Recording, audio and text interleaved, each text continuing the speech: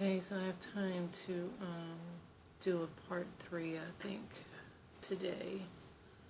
So, just to recap, we've gone over the diagnosis and the,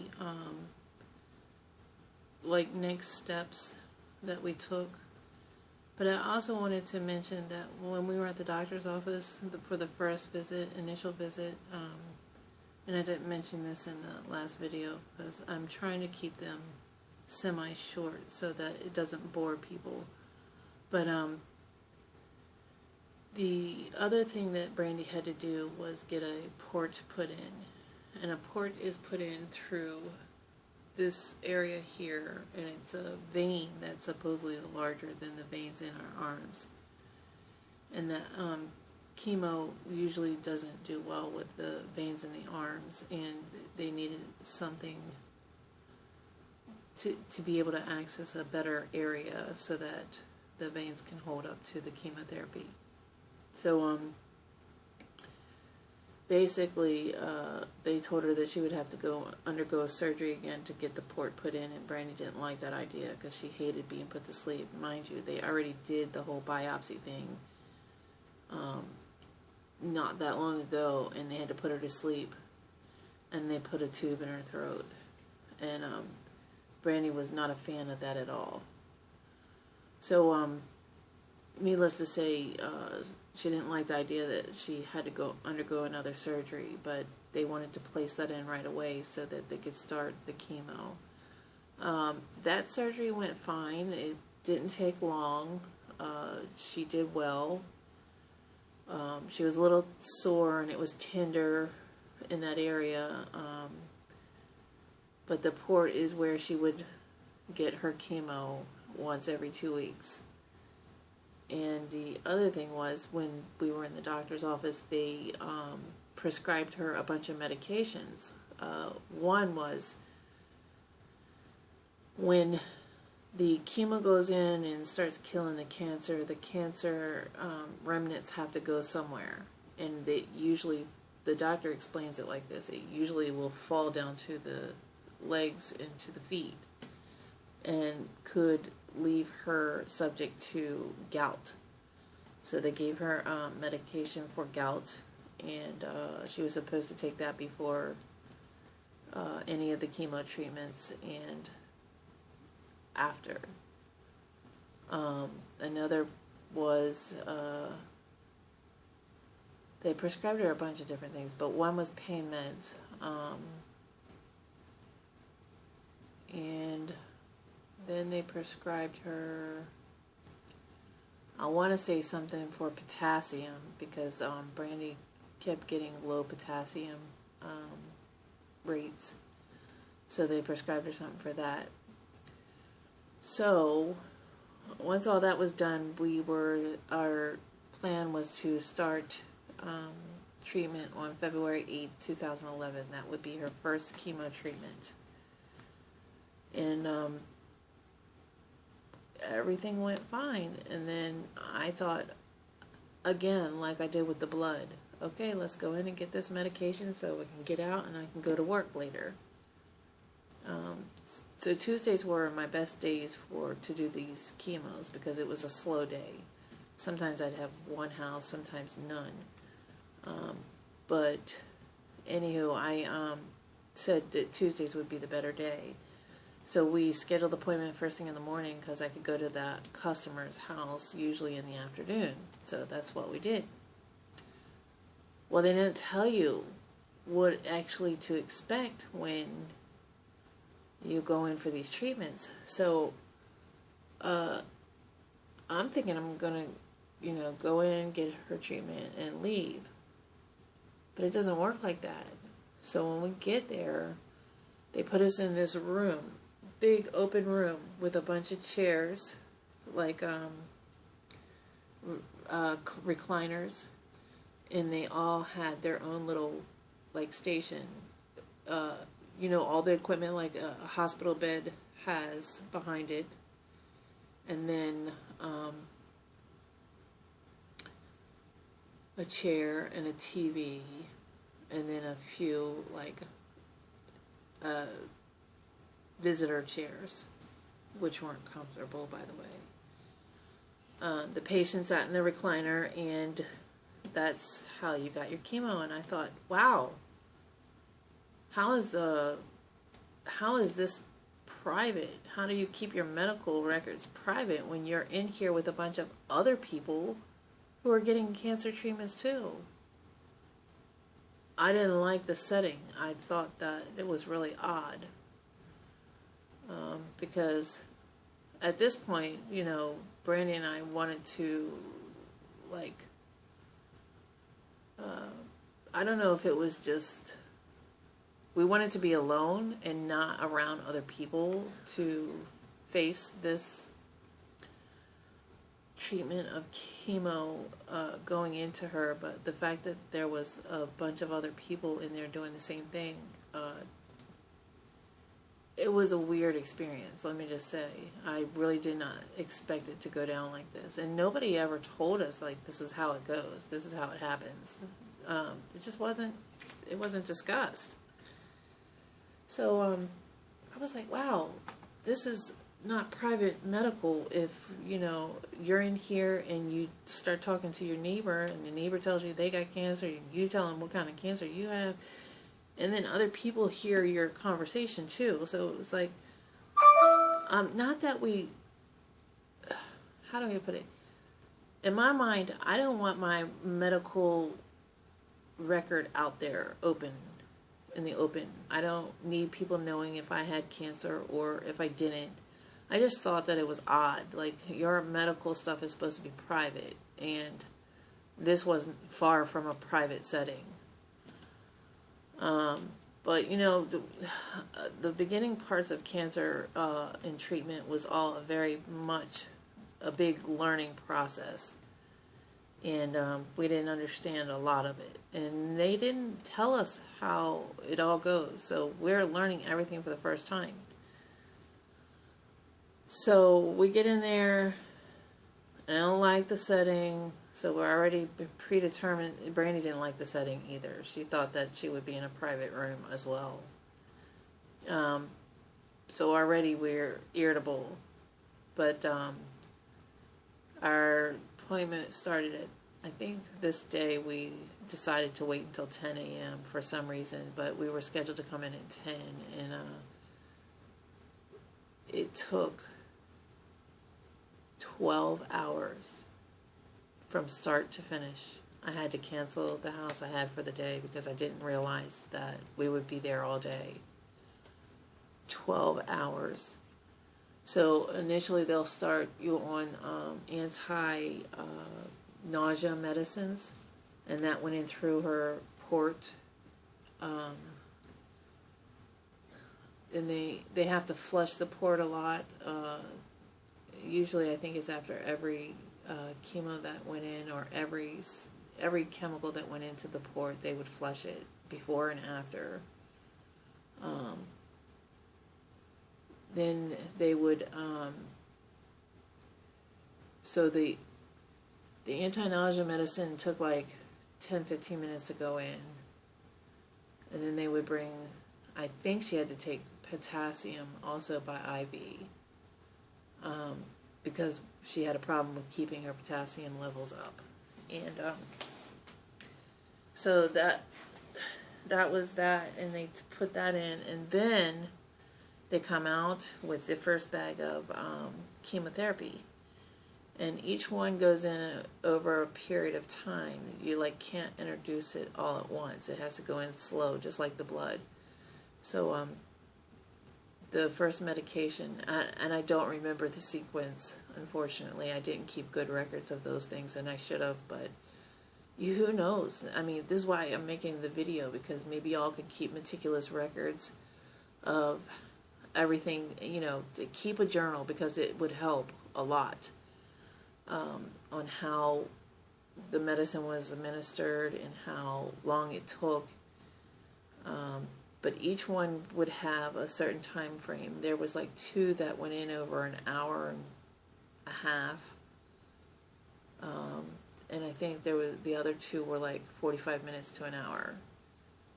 But with each bag, they'd come out with the bag, and they'd have to get another nurse to read off all the, everything had to check out. The arm bracelet, the bag, and the charts all had to match up. So the nurses had to have another nurse come and read off all the numbers to make sure that it was like, it basically checks and balances. They wanted to make sure that they were giving the right medication to the right patient, to the right treatment on the charts. So each time they had to, bring somebody over, and for every bag of chemotherapy. And sometimes they would order only one chemotherapy at a time, so that would come up and you put that in, and then they would have to call down and order the second bag. And sometimes you had to wait for the second one or the third one. It just didn't come like right away.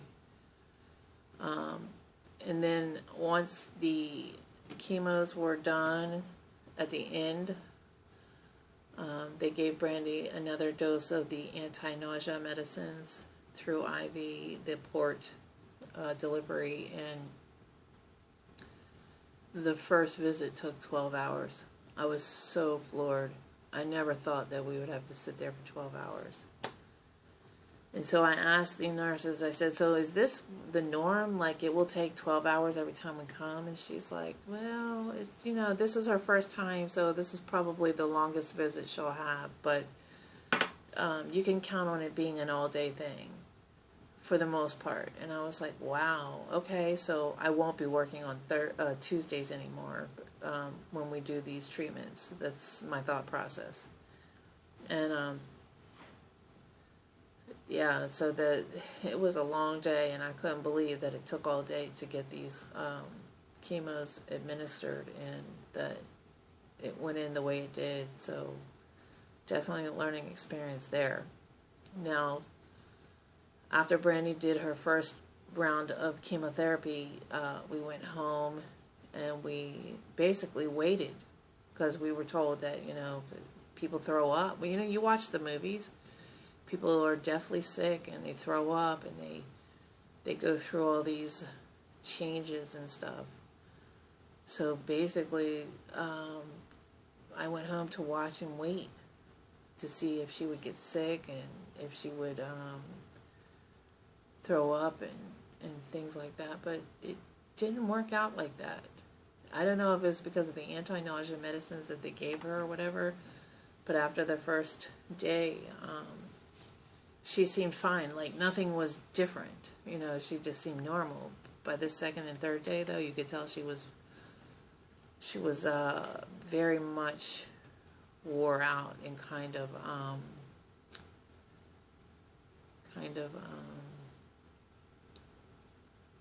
just wanted to sleep and didn't want to do anything, didn't want to go anywhere, didn't want to. She, second and third day, she was very weak, and her body's going through a beating right now. So the chemos, I guess, are starting to kick in. Well, with Brandi, she'd had these bumps. She had like 2 of them in her head, and they, I guess, were boils of some sort. And they got infected, so we ended up having to take her back to the hospital, and she ended up staying there for a few days until this thing drained and they got rid of the infection. Brandi hadn't really been showering much because she was just too weak. So her hair was kind of matted in there, and the doctors said it was a sebaceous cyst, and that's what got infected. So we had to stay in the hospital for like 3 or 4 days for that. So then we left, and then she started getting better. It seemed like, not tremendously better. She still had weakness and stuff like that, but you could tell she was more herself. But we came home, and just normal routine. Brandi decided she didn't want to be home alone because she feared as to what these chemos would do to her. So she wanted to go to work with me. And I had a position, a job where I could take her to work, and technically nobody would really be upset with me. It was not like I was bringing my dog to work, you know. So that was a good thing for us. Because just as she's nervous about these chemos and stuff, I'm as nervous, wrecked. I don't really want to be away from her either. So initially in the beginning, I brought her to work with me. Because I didn't want her to be alone. And, you know, some days it was very trying because I just felt like my whole, I need time to vent and cry alone, or, you know, my work was kind of like my safe haven away from chaos and drama. Like, it was normal at work.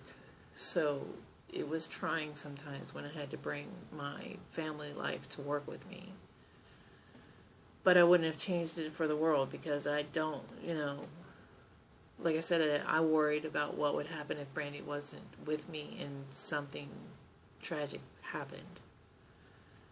So, you know, I brought her to work with me, and we talked a lot about how I feel like we should still try to do some holistic homeopathic things in conjunction with the chemo for now, because I still don't believe in doctors and or pharmaceuticals, and I didn't think, in my mind, I didn't want to tell her that I didn't believe in chemo, but I think she probably sensed it, because I was talking all the time about there's got to be some kind of holistic way we can help save you and get rid of this cancer. Because, I mean, I'm stuck on the fact that they're not curing the cancer, they're not getting rid of the problem, the root problem, as to what caused it in the first place. So we still had to figure out how we were going to get to that root problem. And I didn't understand how it turned into cancer in the first place. So I was as clueless as the doctors at that point. So, you know, I went to work, and now my new thing was to go home and research. So every day I went to work, I went home and researched, and unfortunately I got my son trained on video games so that I had time to sit and find anything and everything I could about cancer and treatments, holistic treatments. And it was really crazy, because the more I researched, the more I started understanding, like, wait, what? All these gut feelings that I had over all these years were starting to make sense when you open up your mind. Because, and this is controversy to a lot of people, because a lot of people hold their doctors to the highest of standards. And I'm not here to change your views on that. I just, my thought process is, this is how I've always been, and I know that there's other people out there who think like I do too, and don't want to go the route of medicine and chemotherapies and things like that. But it was really hard in the beginning, because I couldn't really sit down and visually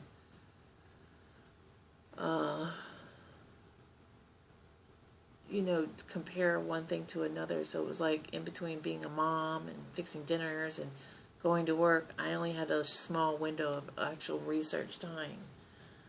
But it was interesting, because one of my friends called me and said, you know, I see your posts about how your children are getting sick and you've been sick, and you know, and I think your daughter might have ended up with cancer because of mold. And I thought, this is one last thing I need to deal with right now. So I was a little frustrated with my friend calling me and telling me about mold. Not that I was mad at her per se. I was just mad at the fact that, like, damn, you want to add something else to my plate? I don't even want to deal with this. So I kind of put it out of my mind. I mean, I know that she said it was, you know, a possibility that maybe mold could be causing all of our symptoms, because in the meantime, my youngest son had strep throat a couple of times at this point, and we couldn't figure out why he kept getting strep throat. And one time he just got strep throat out of the clear blue, and I couldn't understand why he would ended up with this strep throat. He's had it before, but they were telling me, because he rashed up. And it was not a little rash, it was a big rash all over his body.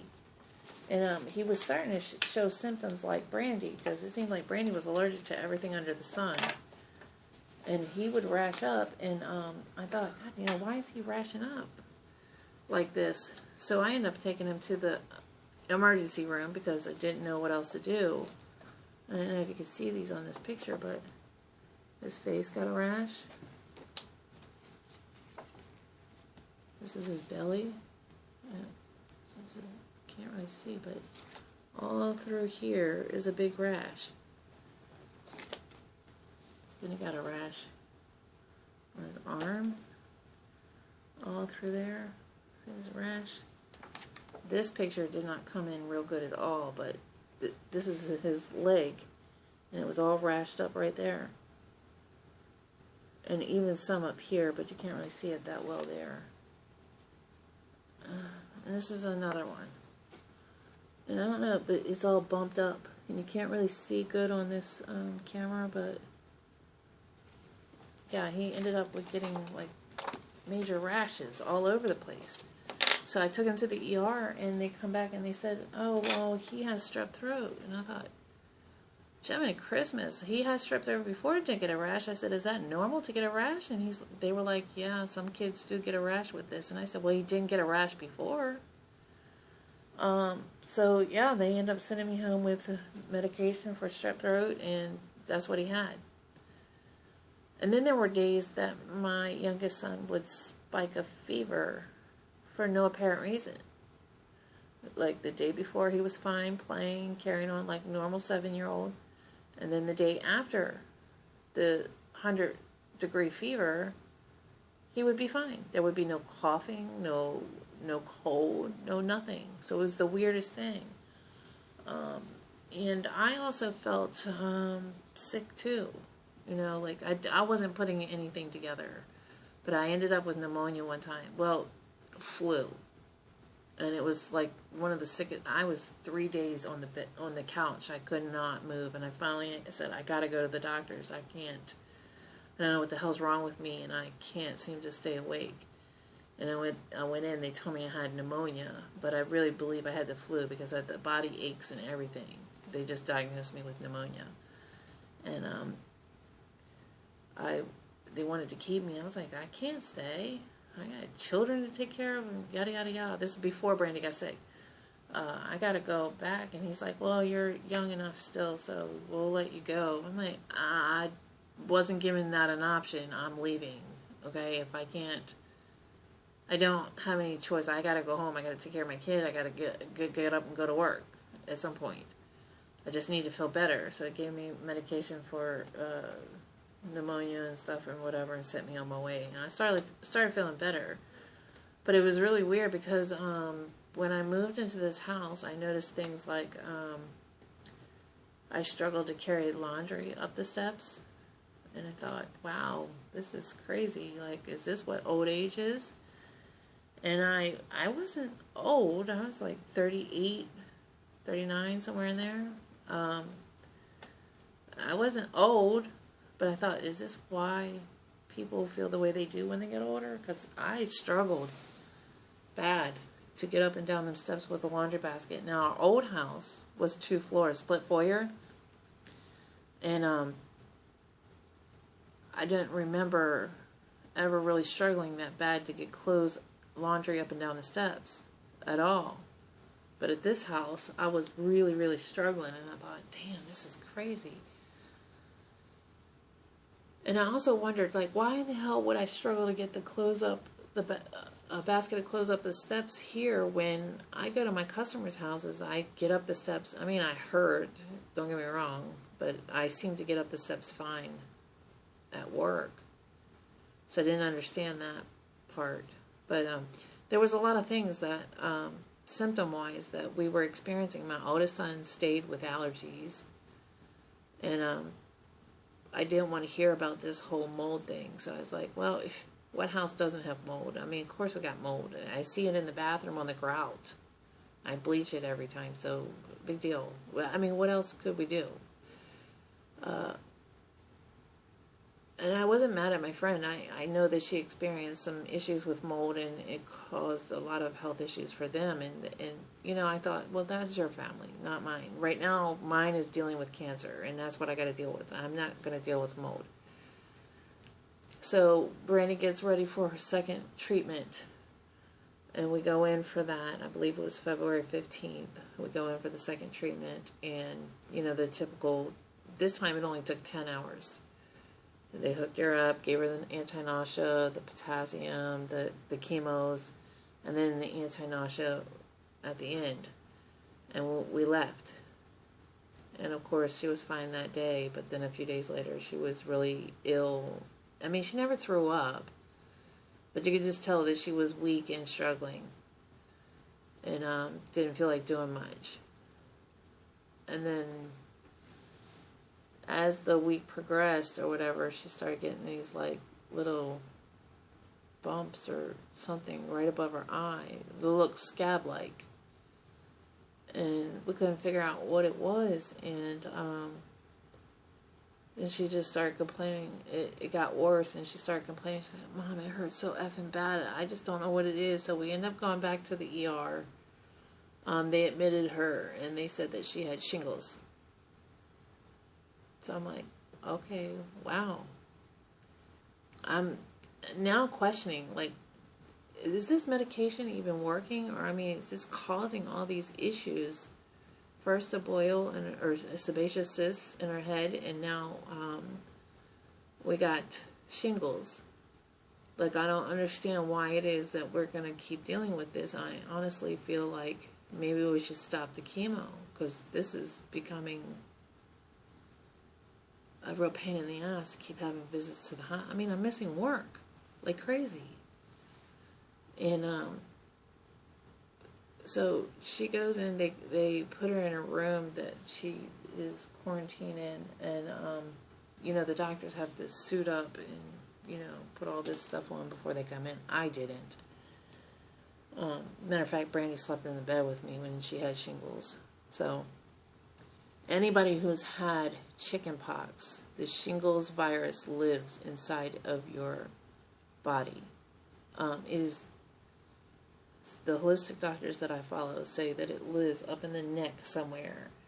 And when something happens to suppress your immune system, that shingles virus will activate and rear its ugly head. And it usually is on one side of the body. And if it comes back, it'll come back generally in the same spot. And it is painful. So, needless to say, my daughter was just in pain. She kept taking pain medicine and stuff. She just didn't want to deal with it. And it was in her head, like right above her eye and in her hair a little bit. So, she stayed in the hospital for probably 4 or 5 days for that. And then left. And then we came home, and she was due for her 3rd round of chemo. And the doctor this time, so we made an appointment. We went in, and the doctor said, well, from now on, since we know that, you know, you got shingles probably from your immune system being suppressed from these chemotherapies, that he's going to start prescribing her Valtrex to keep her from getting the shingles again when she does treatment. So he wanted her to start taking that before chemo. Okay, so then we go to our 3rd chemo, and they do the chemo and everything, and same thing. A couple days later, you know, Brandi's not feeling well. She's not throwing up. She never threw up, as far as I remember. I don't think she ever threw up. I just think that she was more weak and tired and just didn't want to do anything. Probably a little depressed about things too. So I just think like she felt, the way she felt because of the chemo was kicking her ass basically. But then not long after this third visit, we end up back in the hospital. Brandi ends up with cellulitis in the spots where the shingles was. So, meaning basically the shingles virus happened and then I guess it got infected or something and turned into cellulitis. And again, she was in pain with that. So she was hospitalized for a few more days. And at this point, I'm thinking, every time we take her into chemo, something happens. And her body's not taking it well.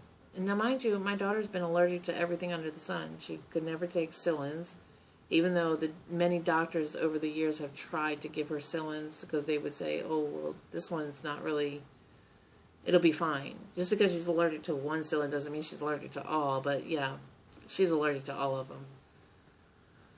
And she's allergic to Sudafed, and there was another allergy medicine, and I cannot remember the name of it, but it wasn't Claritin, and they gave it to her, and she was allergic to it. So, needless to say, she couldn't take the allergy meds neither, but she was allergic to everything. So I thought all these things that were happening were her showing allergic reaction possibly to these chemos, and that maybe we should stop them. I didn't feel comfortable with her doing them in the first place, but I questioned the doctor, like, every time she's come in, there's always been something afterwards that end up making her have a hospital stay. I mean, should we continue this chemo? And he was like, yeah, we should continue the chemos. It's going to get better. Not to worry. No, she's going to get worse in her feeling of feeling terrible and stuff as the chemo progresses and stuff. She'll start feeling really bad. But other than that, these little things that are happening will eventually subside. And her body will get used to being on the chemo once every 2 weeks. And I thought, God, okay. I mean, at this point, I didn't know what else to do. But Brandi did start to look better. She was eating again like normal and stuff, and she was doing, overall, looking at her, she was doing better. Now, the doctor also said that the possibility of Brandi losing her hair while on this chemo. Well, Brandi had thick hair. And while she lost some hair, she never went bald. It just more or less thinned out.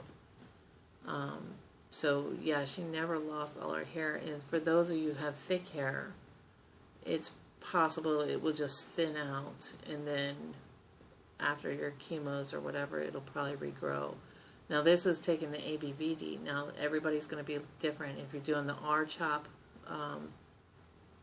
I've heard people have lost their hair completely with that. So, but Brandi never did. She still had a full head of hair. As a matter of fact,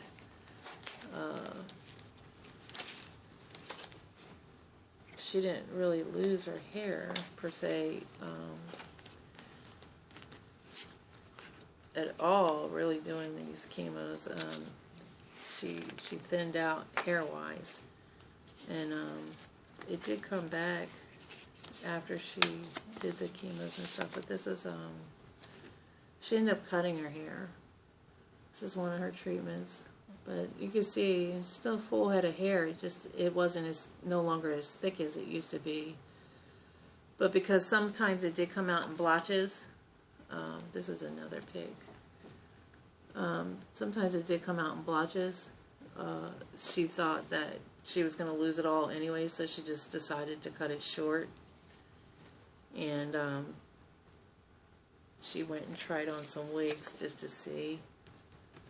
That was part of the reason why she cut her hair short, was just to, well, she's seen some come out in clumps. But it didn't really leave a bald spot. It just was, certain areas came out in clumps or whatever. So she went tried on wigs to see. And we have a few more pictures of her with different wigs, but I don't know where they're at. I just can't find all of this stuff that we had over the years, had taken or whatever. But So that was that. And there's still a lot more. Would like to get into some other things, but I wrote a book, and I have to go through it again and kind of refresh my mind as to timeline-wise what happened next. But this is another video to guide people, give them an idea of what they're facing when they start their cancer treatment, what could happen, and maybe even questions to ask your doctor, especially like doing the Valtrex. If you've had shingles, you might want to tell your doctor to give you the Valtrex beforehand, so you don't have to go through the whole shingles thing. You know, this is just a guide. You know, everybody's experience is different, but similar in some aspects. But if you like my content, please like, share, and subscribe, because I'd like to do more videos, and the best way for people to find me is if you subscribe. So thank you so much for watching.